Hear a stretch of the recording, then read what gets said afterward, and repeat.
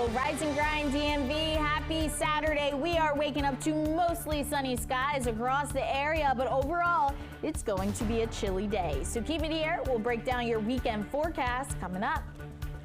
And this morning on DC News Now, Metro fare cards could be history. How WMATA is looking to give riders more options to pay to ride. Then, mysterious drones spotted in Bowie and across the country. Security leaders weighing in on these sightings. And it's game day in Maryland. Who will take the win? The details on the annual Army-Navy game happening this afternoon. You're watching the station covering all of the DMV. This is DC News Now. Hey there, everyone. Good morning, DMV. Thank you for waking up with us here on DC News Now. I'm Tosa Fakile. Your time, it is 8 o'clock, and it is Saturday, December 14th. If you're wondering and making a countdown, we are 11 days to Christmas. So, are you done shopping yet? Well, today you might want to shop online and avoid being outside because it is cold, people. Let's give you a live look outside right now over Roslyn. You can see the sun is up, the beautiful hues still lingering in the sky, those twilight colors gone now, but if you will be outside, you want to be prepared because, boy, it was in the 20s. So are we staying in the 20s or are we warming up? I love the quotation. Because warming up. Because it's relative, okay? It's relative. Meteorologist Brittany Ward on the desk. So are we warming up? Yes, we are warming up. The good news is we're not sitting in the 20s across the entire Beltway. Still a few locations in the 20s, but highs today will still be cooler, struggling to get out of the 40s. But satellite and radar showing you at least we are dry. We have our good friend high pressure right now that is off the coast of New England. It's strong enough that it's going to be keeping us dry as we head through the rest of your day today. Notice we are starting to see a cloud deck back off to the west. That'll inch closer to the DMV as we head through the second half of the afternoon into the evening. So you'll notice an increase in clouds as we head through the second half of the day today. Now, temperatures, yes, we have started to warm up here in the nation's capital. We are now sitting at 31 degrees. Our friends back off to the north and west, you guys are still holding on to the 20s, whereas though back off towards Woodstock and Luray, you guys are sitting in the teens at this hour. Then you factor in those wind chill values, it does feel a lot cooler than what the outside temperature is saying. It feels like 23 degrees right now in the nation's capital. It feels like 18 right now in Hagerstown. It feels like 26 degrees as you head over there to Lexington Park. And highs today below average for this time of year. So keep it here. We'll have a full breakdown of this forecast, and we're also tracking rain as we end out the weekend. So we'll talk more about that and what to expect coming up. All right, Brittany, thank you. We'll talk to you soon. 8:02, 2025 could look different for Metro riders in the new year. Fare cards could be a thing of the past as WMATA looks for more convenient ways for you to pay to ride. DC News Now's Mariel Carbone spoke with riders who say an open payment system is the way of the future. To get through Metro, I'll just use my Metro card. For Metro rider Julius Duhan, catching his train is pretty simple. I find it's, perfectly acceptable. But I am surprised that a city like DC doesn't have something that's like a tap to pay with any credit card. that could change in the new year as WMATA looks to roll out an open payment fare system. And that means riders would have the option to use contactless credit cards, a mobile wallet, or a smartwatch to pay at fare gates, instead of purchasing and using a Smart Trip fare card, a move many riders support. It was a pain. You got to pull it out of your wallet, and then all of a sudden, if it was a credit card or a phone, you could just hit it, swipe it, good to go. Other major cities, including New York City, already have an open payment model. The goal is to make paying more seamless. I use the Smart Chip on my Apple Pay, and I use it that way, and it works pretty well. Still, some riders say it's the same as using the Smart Trip app on your phone. I think I would use a credit card on Apple Pay anyway, so no, I don't think it matters. I mean, it would just be, one less piece of plastic to keep in my wallet, and, it's a good thing in my opinion. Reporting for DC News Now, I'm Mariel Carbone. Open payment is expected to roll out in phases. First in May on Metro Rail, then on Metro buses by the summer, and Metro parking facilities later in the fall. Metro trains are running again through Franconia Springfield after someone fired a gun inside the station.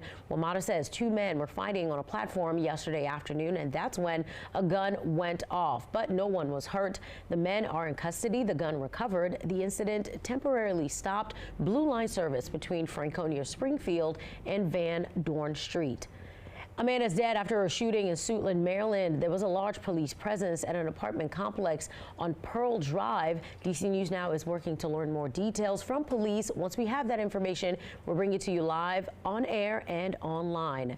And in the district, crews working to fix a water main break that shut down traffic on Wisconsin Avenue between M and Prospect Streets. This is in Northwest DC. They're asking people to find alternate ways around it. The road was closed in both directions and is expected to stay that way until repairs are made.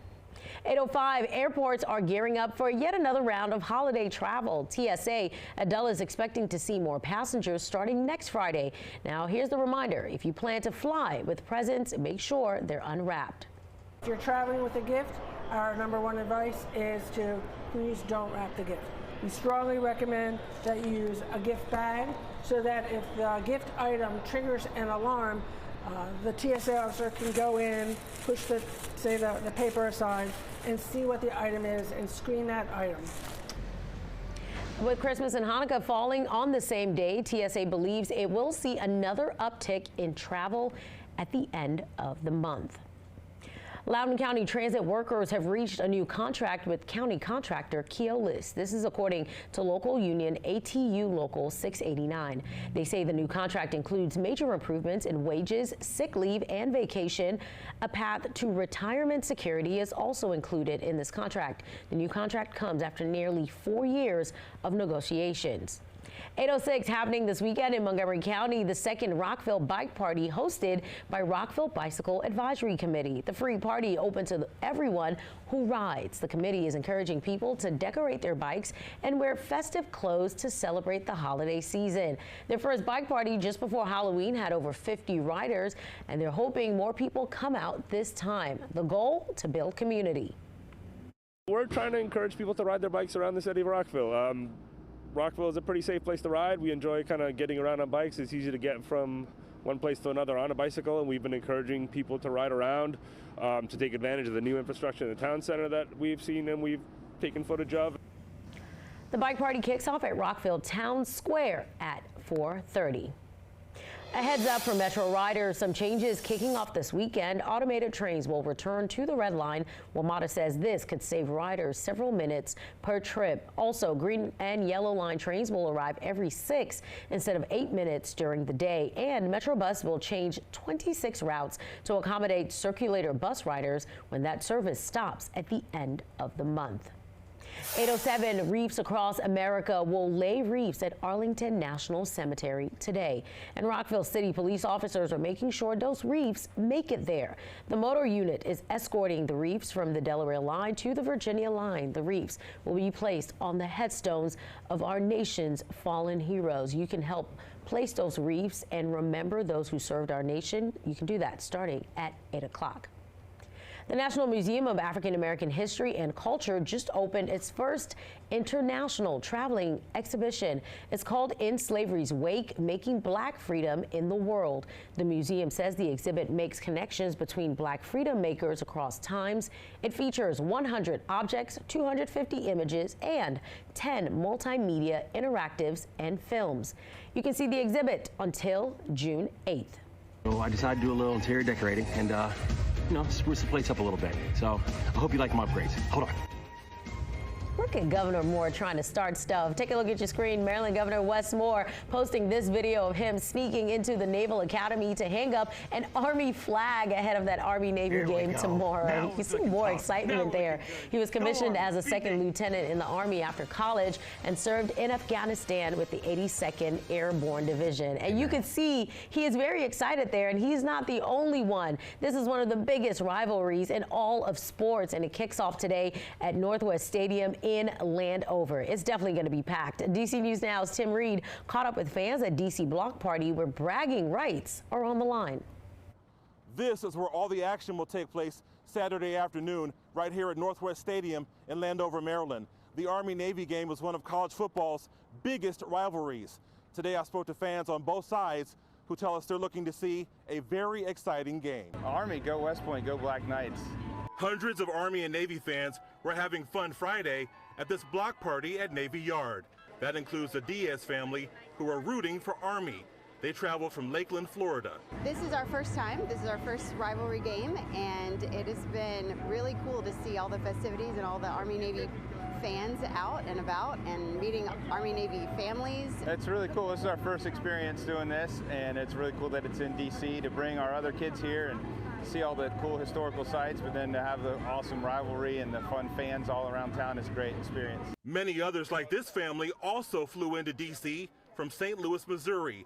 They are all here to have fun and celebrate this huge rivalry. Oh, super exciting. We're just very happy to be here with all this, fun camaraderie. Our son's a fourth-year student at the Naval Academy, and we come every year, fortunately, to the game. And it's just a great get-together. It's like a big block party like they're going to have here.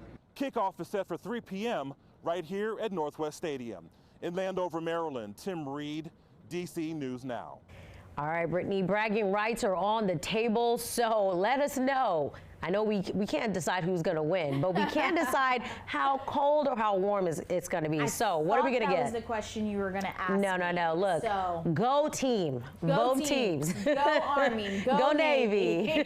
We want a good football game. We also want good weather. Yes, and I will say bundle up if you plan on heading to the game this afternoon. It's going to be a chilly day, but at least we will be dry. Let's take a look at your Saturday football forecast. We are tracking a mixture of sun and clouds as we head through much of the game today, but notice those temperatures right around kickoff expected to be in the lower 40s. Then as we head through the day today, we'll start to see an increase in our clouds, and it looks like those temperatures begin to fall in the 30s as we head towards the end of the game, and then we're tracking rain as we end out the weekend. So keep it here. We'll have a full breakdown of your weekend forecast and what to expect, Tosin, coming up in just a bit.